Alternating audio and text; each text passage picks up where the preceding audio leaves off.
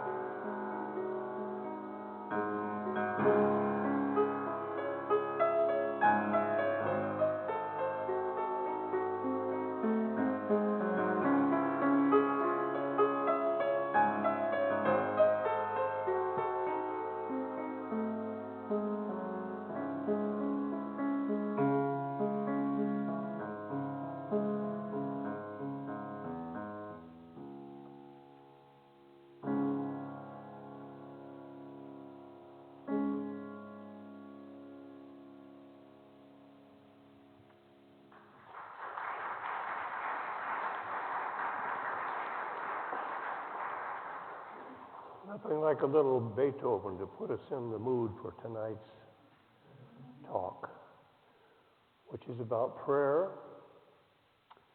and solitude and silence.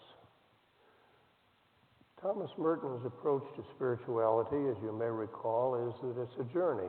We're on a trip. Our life is a journey from a false self, an egocentric self, to a true self, an other-oriented self.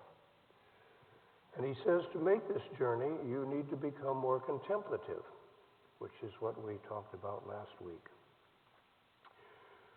To become more contemplative, we need to deepen our prayer, which is what we're talking about tonight. And to deepen our prayer, we need to experience solitude, silence. So those are the two themes for tonight, prayer and solitude and silence.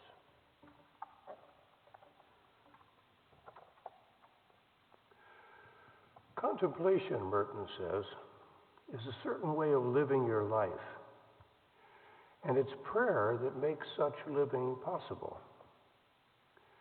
Prayer, he believes, is our real freedom. It's a liberation from alienation. It's in prayer that we're truly and fully ourselves, not under any other power, authority, or domination. We just are who we are. We don't have to fake it. At Merton's funeral in 1968, his abbot, Dom Flavian Burns, preached. And he said that Merton's personal prayer remained a secret. He never wrote about his personal experience of prayer. Yet it was his secret prayer, his rich inner life, which gave life to all that he said and wrote. This is what Merton wrote about his own prayer, which was discovered after he died. These words were,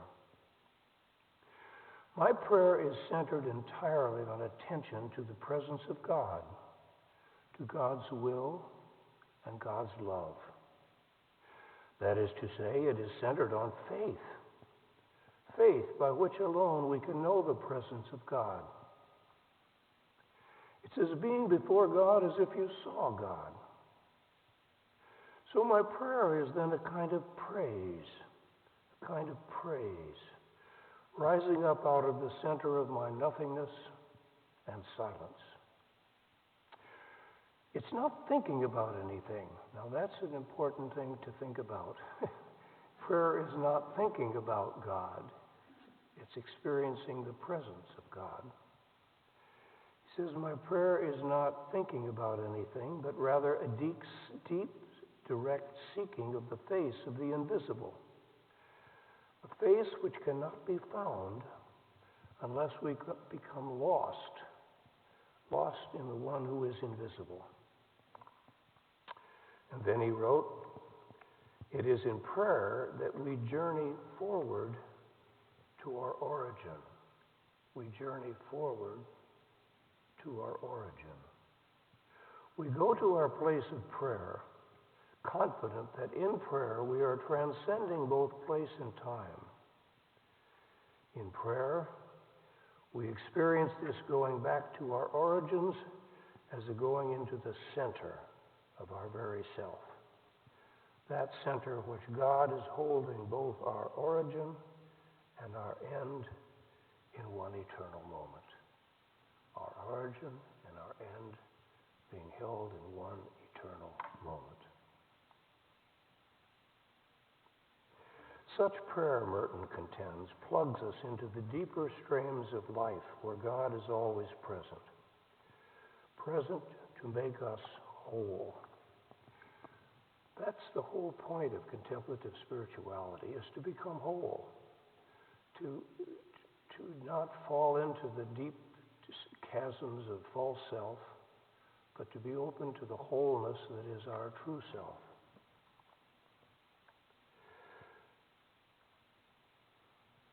Merton wrote, we should not look for some perfect method or system in our prayer. Think about that. How many times have you and I found a new system, a new method? Maybe if we try this method, it'll work. He said we should not look at a system or a method in prayer, but rather cultivate an attitude toward life, an outlook on life. And then here are the words that Merton uses to describe that outlook on life. So I invite you to close your eyes and see to what extent this describes your outlook on life. An outlook of faith, openness, attention, reverence, expectation, supplication, trust, and finally, joy. Joy. He says, deep down in you, there is something that is sustaining you because you are letting it. And if you let it sustain you, it will. And that is your true self. In the depths of contemplative prayer, there seems to be no division between the subject and the object. There's no reason to make any statement either about God or about oneself. God simply is, and this reality of God absorbs everything that is. So the whole essence of contemplative praying is that the division between the subject praying and the object to whom we are praying disappears. You don't look at God as some object out there, and you don't look at yourself. You're just not interested in yourself. It's a direct spiritual contact of two liberties, God's liberty and my liberty, freely connecting, making whole. So God is known in contemplative prayer not as some object or definition, or as a hymn up there, or as a hymn in everything, but rather as the all. I am. It's a presence of a person to a person. Then Merton writes something with tongue in cheek about contemplative prayer. He says, a contemplative is not one who takes his prayer seriously. How about that?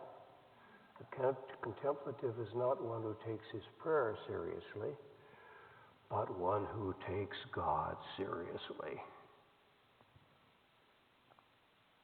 who is famished for truth, and who seeks to live in ever more generous simplicity. Perhaps the best way to become a contemplative would be to desire with one's whole heart to be anything but a contemplative. Who knows? Because you've been putting it into your own terms rather than God's reality. Merton says it's not prayer which brings us to God. God is there already. Prayer is simply the recognition and the joy we feel when we realize that God is nearby. All that we can do with any spiritual discipline, practices of meditation and so on, is to produce within ourselves something of the silence, the humility, the detachment, the purity of heart, and the indifference which are required if the inner self is to make some shy, unpredictable manifestation of presence. Prayer does not have to be added on to us from outside by the performance of certain acts and the saying of appropriate words. Real prayer emerges from within, but on one condition. It requires a certain disengagement from external activities.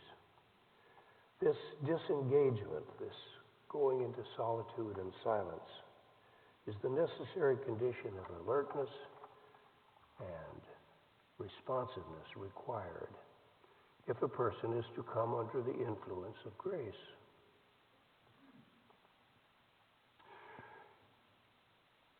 During Merton's years, centering prayer began to be talked about and practiced. You all heard of centering prayer, I'm sure, and perhaps some of you have been engaged in experiences of centering prayer. Merton spoke of a certain kind of centering prayer. He said, if you descend into the depths of your own spirit and arrive somewhere near the center of what you are confronted with the inescapable truth at the very root of your existence. You are in constant and immediate and inescapable contact with the infinite power of God. A person cannot enter into that deepest center of the self and pass through that center into God unless he is able to pass entirely out of himself, his false self, empty himself, and give himself to other people in the purity of selfless love.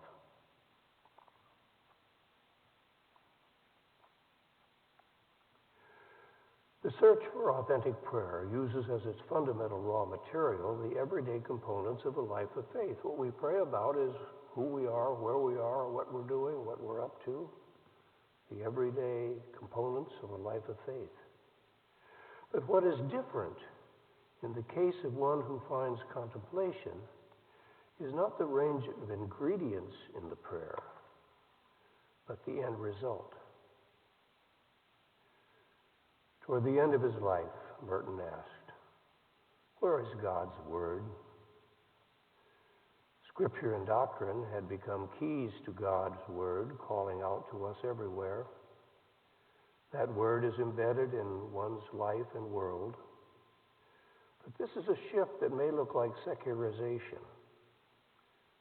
But in fact, it is the final maturing of faith in God, the Creator of all, being connected with all that is.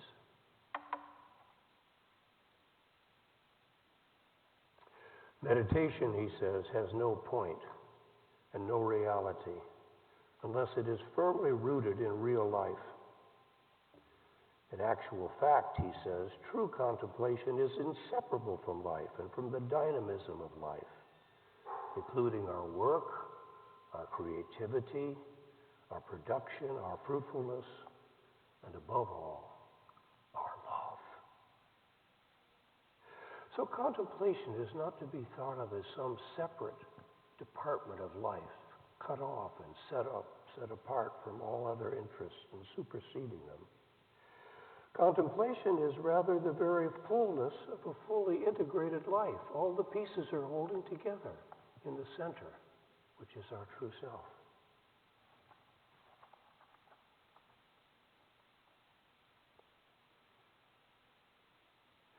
In 1953, a Carmelite nun wrote to Merton and asked him to tell her about prayer. And this is what he wrote. What is valuable in prayer is simply what is real here and now in your life. Because the present reality is the reflection of an eternal reality. It's through the present that we enter into eternity. So sometimes if your prayer goes dry and it's good and praiseworthy to look at some real creative thing and feel and appreciate its reality. A flower, Father Ken, a flower, a tree, the woods, or even another person, he says. But then he puts in parentheses, but there you'd better be very careful. That's what he said to the nun.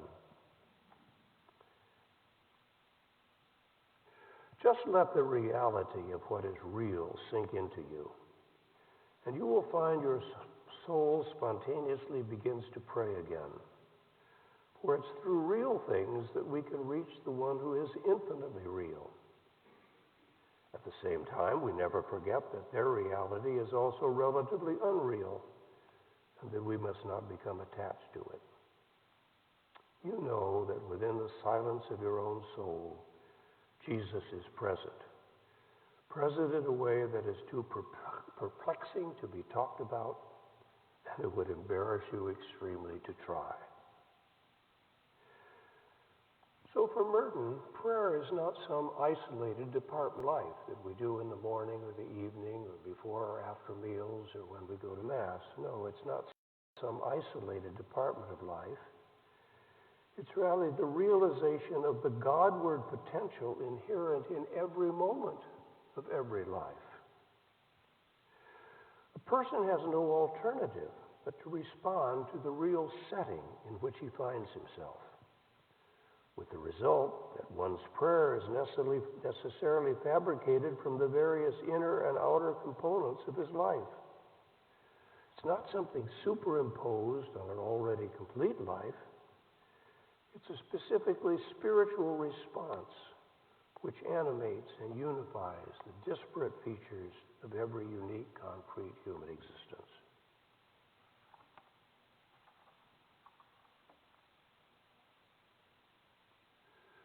Prayer, to Merton, was attending to God. It was more of a matter of listening than of speaking. Think about your own prayer. To what extent is your prayer talking at God? And to what extent is your prayer listening to God? What matters, he says, in our being is being in a state of hearers, listening and attentive to God. And what happens then, according to Merton, everything begins to connect. Everything in our lives begins to connect when we listen to God in our prayer. So he says, start where you are, become aware of the connections in your life. That was Thomas Merton's approach to prayer. Start where you are, be aware of the connections, and sink into them. Merton wrote, in prayer, we discover what we already have. And you realize you are already there. We have everything, but we just don't know it, and we don't experience it. So start where you are, deepen what you already have, and you will realize you are already there. Everything has been given to us in Christ. All we need is to experience what we already possess. The trouble is, he says, we're not taking the time to do so. And the reason why we don't take time is there's this feeling that we have to keep moving all the time. Busy, busy, busy, moving all the time. This is a real sickness, he said. This is a real sickness. The whole thing boils down to giving ourselves in prayer a chance to realize we already have what we seek. We don't have to rush after it. It's there all the time. And if we give it time, it will make itself known to us. There is in all this, he says, a sense of the unfolding of mystery and time, a reverence for gradual growth in our lives. And this breakthrough into what we already have is only accomplished through the complete acceptance of the cross at some moment in our lives. There's no way around the cross if we want valid renewal.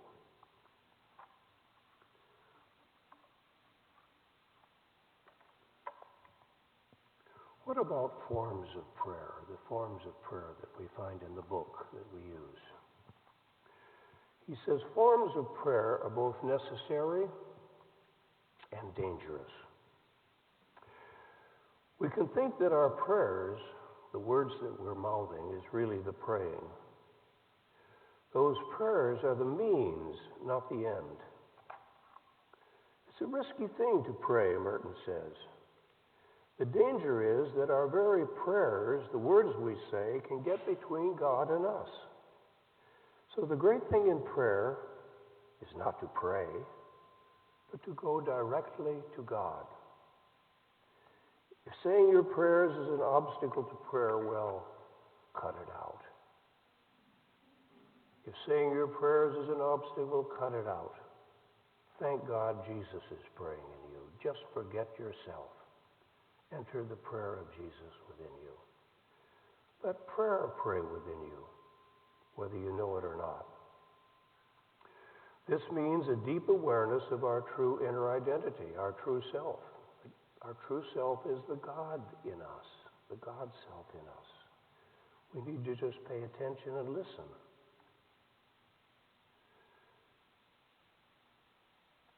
When our prayers go dry, as they inevitably do at times, when they disappoint us, they appear to accomplish nothing, what does Merton suggest we do?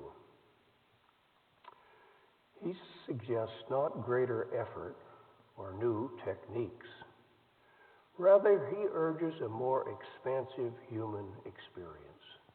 Get in touch more with your life and what's going on. For just as an artist creates beauty from the power of the life he assimilates, so a contemplative achieves communion with God because the life inside is expansive and ever seeking fuller life. But this comes only to those poor enough in spirit, empty enough in the center to cry out for life. And here's one of the most powerful lines that Merton ever wrote, in my opinion. Prayer and love are really learned in the hour when prayer becomes impossible and your heart turns to stone. Prayer and love are really learned in that hour when prayer becomes impossible and your heart turns to stone. As a person develops in a prayer life, life becomes simpler. And the person is content with having and doing less. It's not about doing, having. Indeed, as Merton says, there eventuates a certain preference for the desert, with its starkness and lack of novelty and less than total light. Merton says the desert can become a paradise when it is accepted as a desert.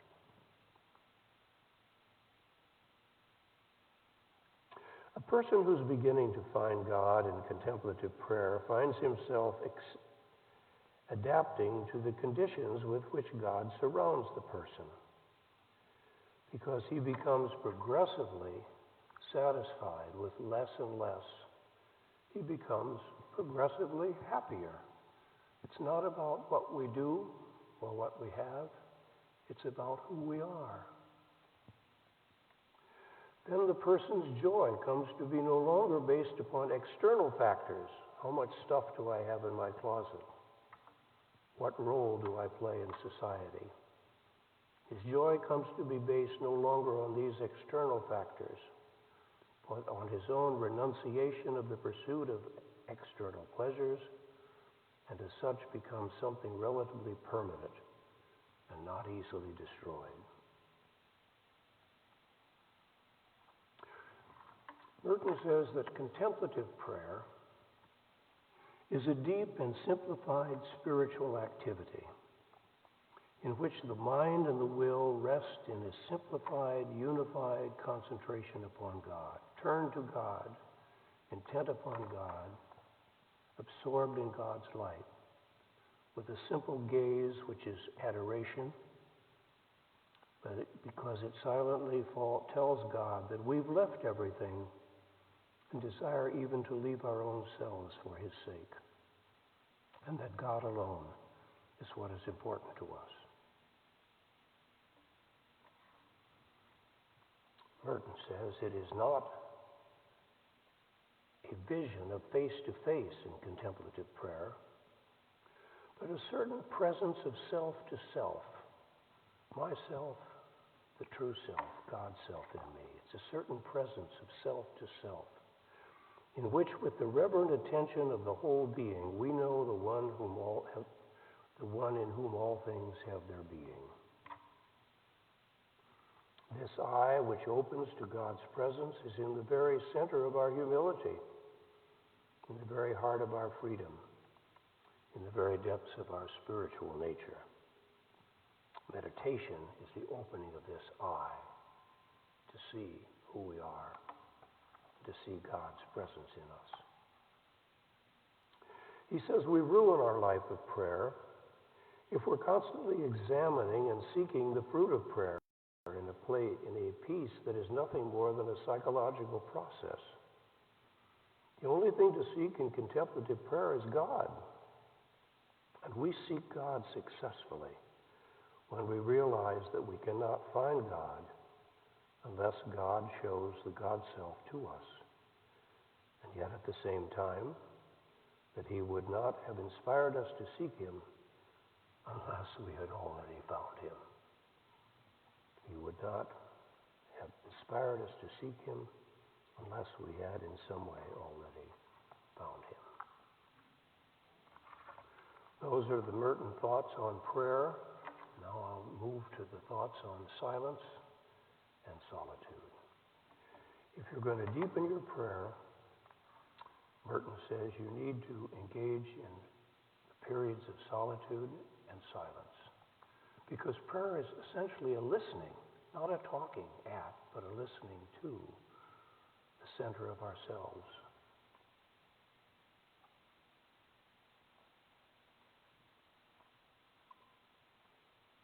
The greatest of God's secrets is God himself. He waits to communicate himself to me in a way that I can never express to others or even think about coherently to myself. I must desire it in silence.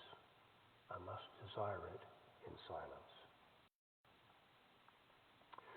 When Merton was trying to figure out what to do with his life, he was a graduate of Columbia University. He was teaching at a college in upstate New York, and he had become a Catholic.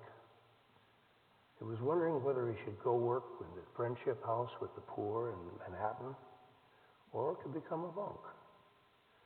So he prayed and opened the Bible to the words of the angel Zachary, which were, "Behold, you will be silent." And he took that as a sign that he was meant to be a Trappist monk, a monk who lived his life largely in silence, so he could listen to God. In the latter years of his life, he got to live alone in a hermitage up in the woods of the property of Gethsemane. And from there he wrote these words: "There are few of us who are willing to belong completely to such silence, to let it soak into their bones, to breathe nothing but silence, to feed on silence, and to turn the very substance of their life into a living and vigilant silence.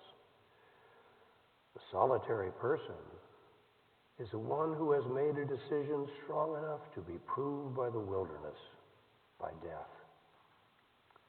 We may indeed look ahead and foresee and desire the path that leads us to the desert, but in the end, solitaries, people who love to be alone with God, are made by God, not by man." Merton says, if you choose a measure of solitude for your prayer life, don't seek solitude merely as an atmosphere or as a setting for some spiritual, exalted spirituality. Nor does he seek solitude as a favorable means for obtaining something he wants, like, if I'll shut up a while, maybe I'll become a contemplative. He seeks solitude as an expression of his total gift of himself to God. Total gift of himself to God. He says, we listen to the Father best in solitude. As soon as you are really alone, you are with God. To live with God, it is necessary to refrain constantly from too much speech and to moderate our desire for communication with others, even talking about God.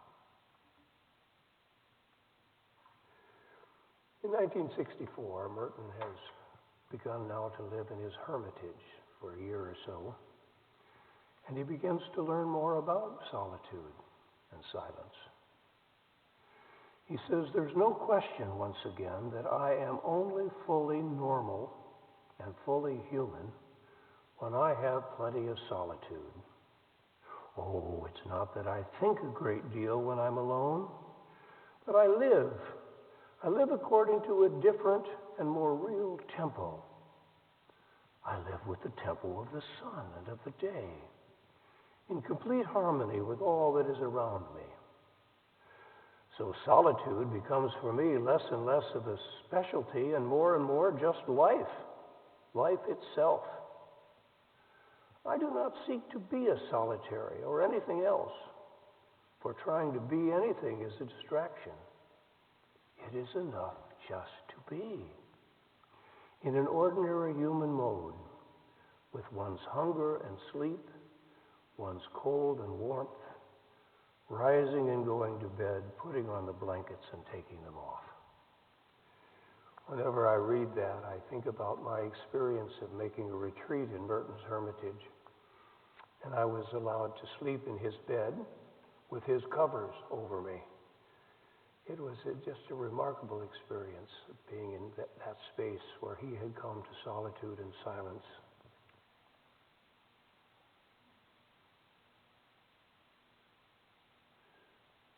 Solitude and silence began to be more and more at the core of Merton's person, his vocation.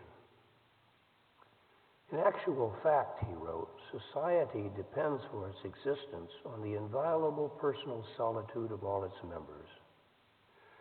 Society, to merit its name, must not be made up of numbers or mechanical units, but of real persons. And to be a real person implies responsibility and freedom. And both of these imply a certain interior solitude. When society is made up of persons who know no interior solitude, it can no longer be held together by love. And consequently, it is held together by a violent and elusive authority. And here's one of my favorite lines of Merton.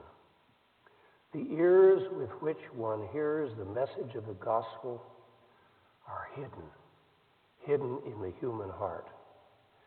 And these ears do not hear anything unless they are favored with a certain interior solitude and silence.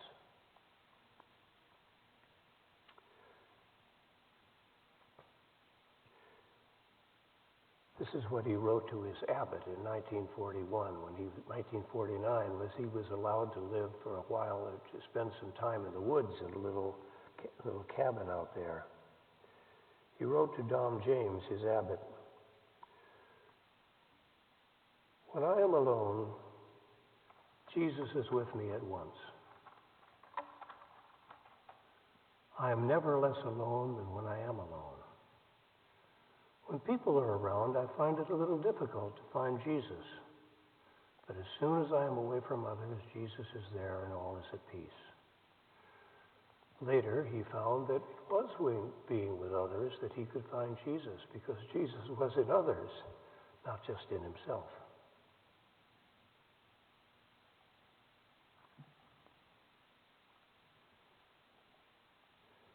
Merton once told his colleague, James Finley, "In silent prayer, we must simply realize we're in water way over our heads. In these waters, the false self will quickly panic and head for shore. The false self will quickly panic and head for shore. But the true self, secure in its humility, finds these waters to be a womb from which it is brought forth by the one who makes all things new." So he says, when I am liberated by silence, when I'm no longer involved in the measurement of my life, but in living my life, I can discover a form of prayer in which there is effectively no distraction. My whole life becomes a prayer. My whole silence is full of prayer.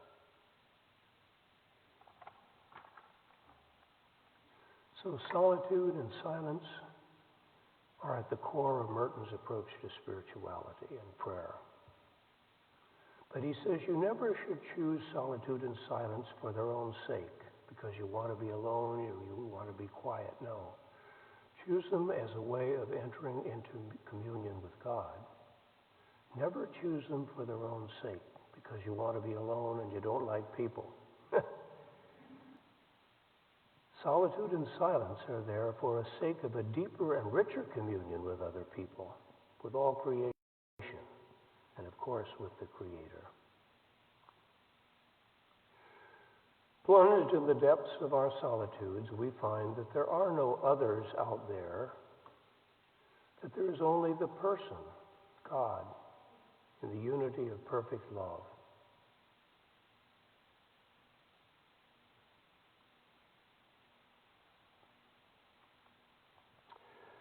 Burton says life is filled with a lot of confusion and contradictions. In our age, he says, everything seems to have to become some kind of a problem.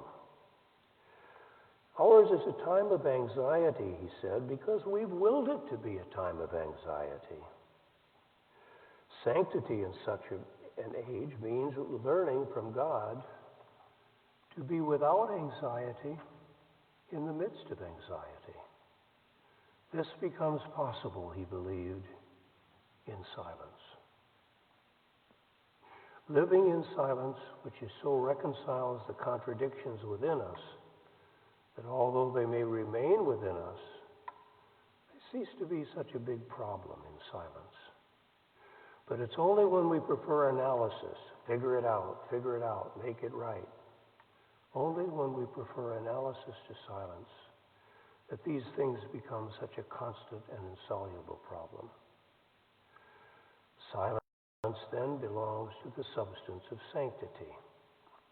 Because in silence, opposites can be, from a certain point of view, the same.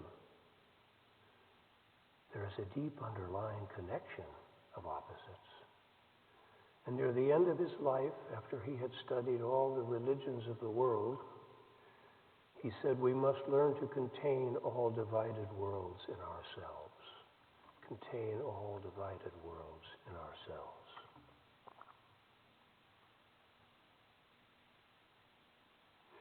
In the silence and the solitude of contemplative prayer, the silence and solitude, which are the conditions for contemplative living, the inner self, the true self, is kind of like a shy wild animal beginning to show itself.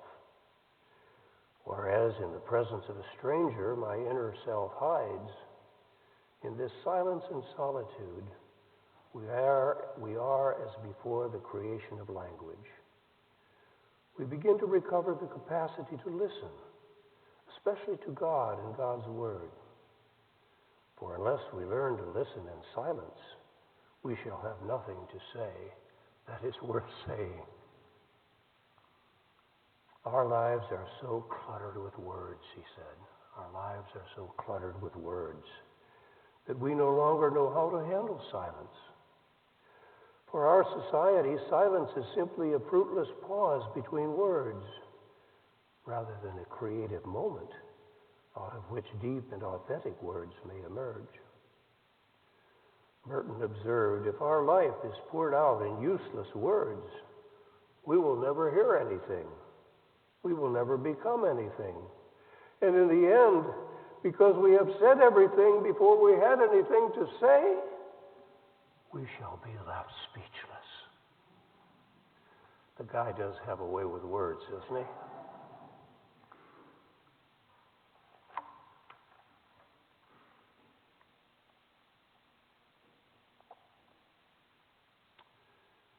Solitude, being alone, which listens to the ground of being, does not really separate us from others. It unites us at a deeper level of universal love. Merton wrote this, I must look on my identity somehow, not only in God, but in other people. I will never be able to find myself if I isolate myself from the rest of humankind as if I were a different kind of being.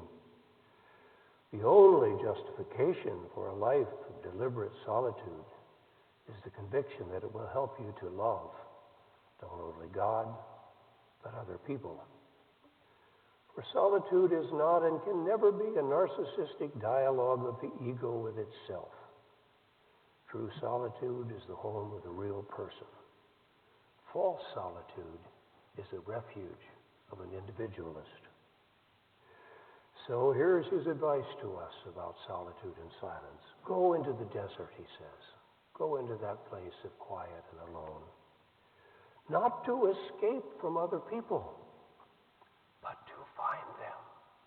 To find them in God. Go into the desert not to escape others, but in order to find them in God.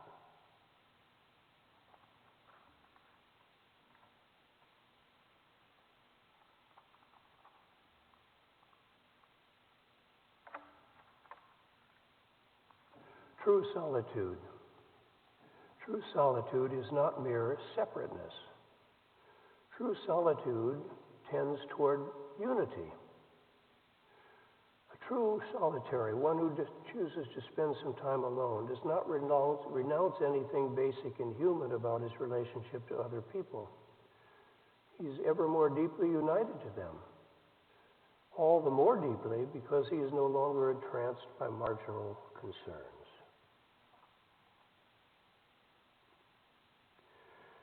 After becoming a hermit, living in solitude and silence, Merton wrote this: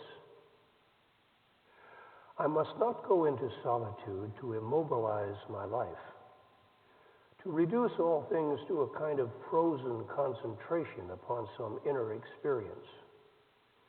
Our whole life may fly out to meet the being of God and the silence of God in the days in which we are immersed. I choose the life of a hermit in which I live in God always, speaking to God with simplicity rather than a life of disjointed activity, sublimated by a few moments of fire and exaltation. The solitary person is necessarily one who does what he wants to do. In fact, he has nothing else to do except what he wants to do. And then he adds, it's very hard to be a saint by doing what you like. It means that what you like is always God's will. That's what makes a saint, God's will. The solitary must be a person who has the courage to do the thing he most wants to do in the world, to spend time alone. The solitude and peace which one discovers in being alone and quiet is rooted in the existence of love. Above all else, the life of the solitary is lived in this love. In solitude, one finds himself to be at the root of existence. The one who's alone and is conscious of what solitude means finds the self in the ground of life. He is in love. He's in love with all, with himself in the ground of life. He is in love. He lives then as a seed, planted in the ground, disappearing into love in order to be love. But this fruitfulness, he says, is beyond any planning and any understanding of ours. To be fruitful in this sense, one must forget every idea of fruitfulness and just be. At this point, I always like to tell a little story about my father and me being planted in the ground. My father was a salesperson for a hybrid seed corn company in central Illinois, and in the spring of the year, when the corn had been planted in the rich, fertile soil of Illinois, my dad would go out in the field and use his big finger to dig up kernels of corn to see how they were germinating. And I remember one time coming along behind him, digging up the whole row of corn until he stopped me. But what I saw, I have stuck with me ever since, and it's the core of Merton's spirituality in a way. What I saw was that nice, firm, hard, yellow kernel of corn that had been buried in the rich, moist soil of Illinois had cracked and rotted. And some little squiggly thing was going up and little squiggly things were going down. And as a kid, I thought to myself, yuck. But years later, I realized that is the way we all grow, by being buried in the moisture and the minerals of the soil of where we live.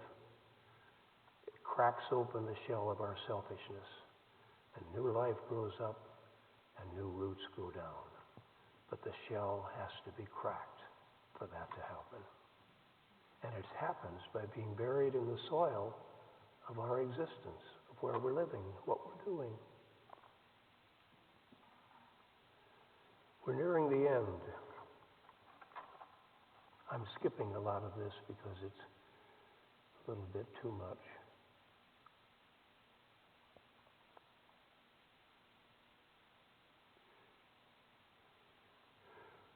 A life of contemplative prayer, and this is the last paragraph. A life of contemplative prayer is above all just a life. But it is a life that is truly lived in such a way that we come to realize that whatever we do, every act, however small, can teach us everything, provided we see who it is that is acting. Is it our true self or our false self acting?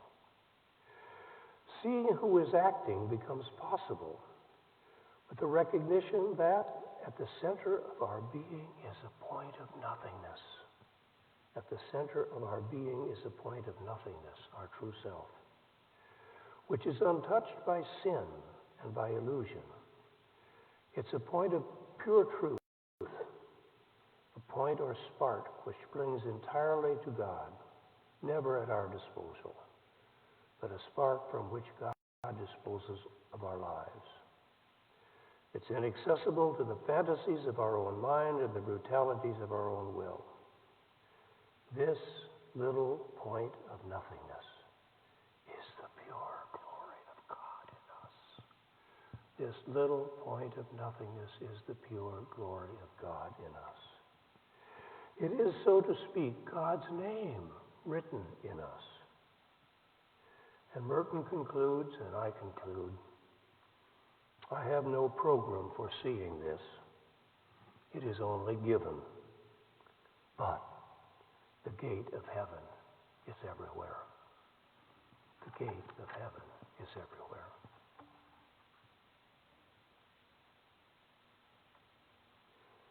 Now, we'll see if you have some comments or questions. Lance had a microphone, or no, Kathy has the microphone. Somebody has the microphone. Kathy, do you have it? Do you have the hand mic? Kathy?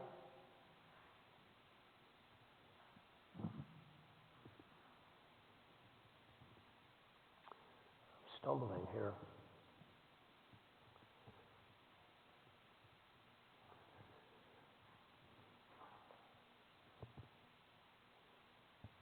Whew. Okay, thank you. Now, who would like to ask a question or make a comment? Something that has struck you that's of interest?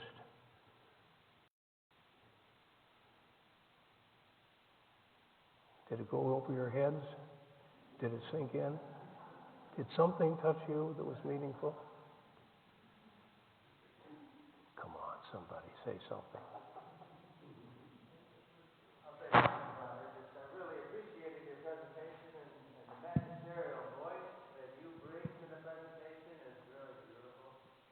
Really makes Merton appealing. I think he is anyway, but you put a beautiful face on him. But yes, hearing the words of your presentation, even though I know writings, it almost gives one a headache. I found it very helpful to review the notes of the presentations afterward and to be able to linger on each sentence and absorb the wisdom. So I just would like to make that recommendation to everyone here. If you have a chance, print the notes that Father is presenting from. Read them over in your leisure, in silence, in solitude, and they really speak beautifully. Thank you. Yeah, that was the point I wanted to make. You know, we send out a summary of the notes of what I read on the email, and you all have them. Do you all get them? Anybody not get them? You don't get them. Call the office and ask Kim to send them to you. Anybody else not getting them? Okay, good. Any other comments? You don't get them over here. Did you sign up for the class? Huh. Well, call Kim and ask her to send them to you. They're notes from each of the 3 lectures. Good. Any comments? No comments? No questions? Yes.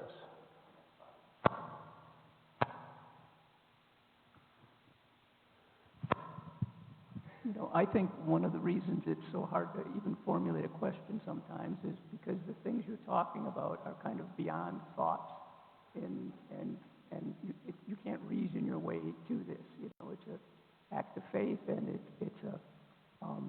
and that's hard when things are beyond, because most of us live our lives in our thoughts, you know, most of the time, and we have to. And another reason why, you know, Merton stresses the idea of silence, because we often, especially in our modern way of life, we don't take that kind of time to be quiet ever. And Right. Especially nowadays, I think, and any of us that have been around since the advent of cellular phones and that sort of thing, it's just gotten worse for me personally, with how easy it is to have my attention divided and, you know, not take time to be quiet. So. Thank you. Any other comments or questions from the floor? Yes. Somebody? Yes. Could you come up here? I'm having a little hard time walking. Hi, Father. Hi. Hi. Something that stuck out in my mind, you said go into the desert. And so in my mind, I'm very literal, and so I'm thinking I need to go into a desert, and I know that's not exactly what you mean, but can you explain a little bit more how to find quiet? Because it's really busy up here, and it's hard to be quiet. It is hard to be quiet, especially with all the TV and the texting and all that stuff. We're just full of words. Words, words, words. I'm so sick of words. Remember that line from Liza Doolittle and My Fair Lady? Words, words, words. I'm so sick of words. If you're in love, show me. And I think that's a good line for contemplative prayer. Let the words go. And try to empty yourself so you can be full of the true self, the deeper self. It is the God in you. But you can't experience that if you're full of words and thoughts. You know, prayer is not thinking about God, it's being in relationship to God. When you're with someone you love, you don't sit there thinking about the person. At least I hope you don't. You engage the person at a deeper level, beyond thought. You engage the person at the level of communion, being in communion with the other. And that's quiet. I think this message tonight of solitude and silence is a real counterintuitive message to our culture, in which there's so little quiet and so too many words. So I encourage each of you to take some time each day just to sit alone and be quiet and see what happens. Listen to the center of yourself talking. It'll take a while, because you'll keep talking at yourself about your own words until you let go of those words and let God's word speak. Yes? Just a little kernel that I'm going to take away is your prayer talking to God or listening to God? I love that. That's a good kernel. Is your prayer talking to God or listening to God? Yeah, and you can listen to God by using the scriptures, taking words from the Bible, taking other prayers and so on. Don't clutter your prayer with too many words. That's part of our problem, is there too many words, not enough silence. Okay. Paul? I might bother these poor folks with a few more words, Father. I'll go over to the piano to do my final number. I just want to reiterate the invitation I've made the last couple of weeks. Some of us will continue this quest for contemplation together. Everyone's invited to do it on their own in silence, in solitude. I, for one, have found it to be a great help to share the journey with others. I think I mentioned last time, I'm a cradle Catholic. I've been a part of many Bible studies, faith-sharing groups over the years. They've all been good. But since I began listening prayer with a group of other like-minded folks, there's been a joy there that I never had before. There is a joy, and as we've heard over and over again, it's really hard to describe, it's hard to explain, but I urge you to consider giving the experience of what we've heard about tonight a chance. It's really quite beautiful. So again, I have the sign-up sheets, these goldenrod sheets. If you give me your name, I'll get in touch with you and let you know what develops. If you're curious at all, we'll see what develops. I also have a one-page description. It's not really a method, but it's a description of what this listening prayer looks like in a group. If you just want to see what that looks like, it'll give you a better idea of whether you want to give it a try. Third, I have Father Pat Collins' book. He hasn't bothered to mention in his humility that he wrote a book published just last year on Thomas Merton's Uncensored Thoughts, based on Merton's private correspondence. It's really quite interesting. It gives you quite an insight into the personality, the mind of the person, of Thomas Merton. So consider that. It's fun. I've only just begun to read it, and it's just fun to get to know Merton on that personal level through his writings to his friends. And finally, if I could, just one little story that comes from my last visit to the Our Lady of Gethsemane Abbey in Kentucky. It's a telling little story. It's been very meaningful to me. I was there with a group of lawyers for a weekend retreat. The weekend is in silence, but it begins with a 1-hour orientation by the guest master, who explains the ropes, so to say, and the pillars of monastic life. And those pillars are prayer, sacred reading, and work. And he says, you lay people all have the opportunity to develop those same pillars in your life too, which of course is true. But I said to Father David afterward, right you are, Father. We all have those pillars in our lives, but you have a great advantage here in the monastery. You have silence, a silence that's very elusive and hard for us to find in our busy lives. And he said, yeah, that's true. But I said, I think we have an advantage too, in that we have a chance to share the journey with each other. We have the chance to talk about our experiences of growth in communion with the Lord. And that's been a great consolation to me over the years. And, he said, we get to talk too. We get to go to confession once a week. We get spiritual direction from the abbot once a month. Beyond that, conversation too easily becomes noise. And just as I was hearing that answer from him, another retreatant for the weekend tapped me on the shoulder and said, young man, could I answer your question? He said, I was a monk here 20 years ago. I left the community. I discerned a different call. But in the half day that I've been here already, I've already met some of the men that I prayed next to for years. And in this half day, I've gotten to know them better than I did in years and years here as a member of the community. So he wasn't passing judgment on anything, just making an observation, but it seemed clear to me that a hybrid approach is attractive. If we can find ways to carve out silence in our lives, but also have a chance to share of our experiences with each other, we have in that fellowship incentive to work harder to carve out silence for ourselves, because we see that we have companions on the journey, and it's a journey worth taking. So, again, I just invite you to consider this further. One other point, I'm not an expert, I'm a novice. And I'm reminded of words of Father Jim O'Leary. He gave a retreat a few years ago about contemplative prayer. He was a recovering alcoholic who, he said, was saved by Jesus through this form of listening prayer. And so every day, he's on his knees for a half an hour every day. He just insists on starting every day that way. But he says, you know what? Never in those 30 years have I gotten up off my knees and heard Jesus said, O'Leary, you hit it out of the park today. You hit a home run, baby.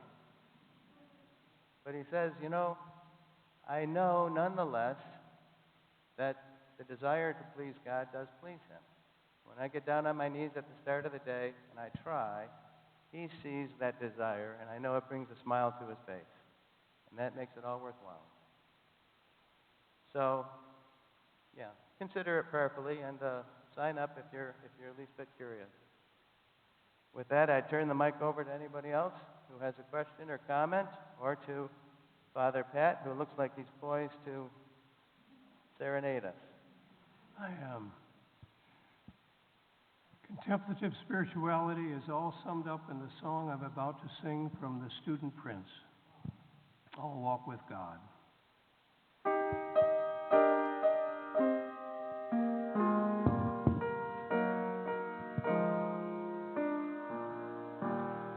I'll walk with God from this day on. His helping hand I'll lean upon. This is my prayer, my humble plea. May the Lord be ever with me. There is no depth, though eyes grow dim. There is no fear when I'm near to him. I'll lean on him forever, and he'll forsake me never. He will not fail me as long as my faith is strong. Whatever road I may walk alone, I'll walk with God. I'll take his hand. I'll talk with God. He'll understand. I'll pray to him each day to him, and he'll hear the words that I say. His hand will guide my throne and rod, and I'll never walk alone while I walk with God.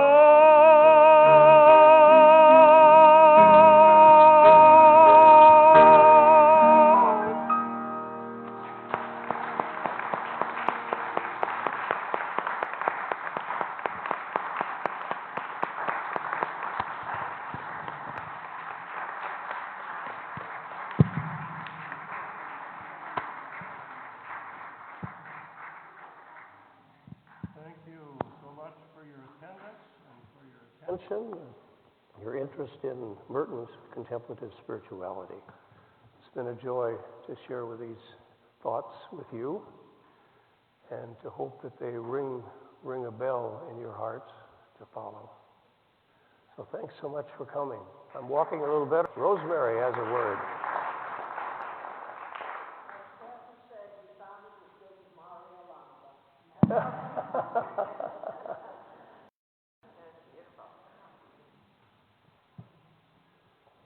You're welcome.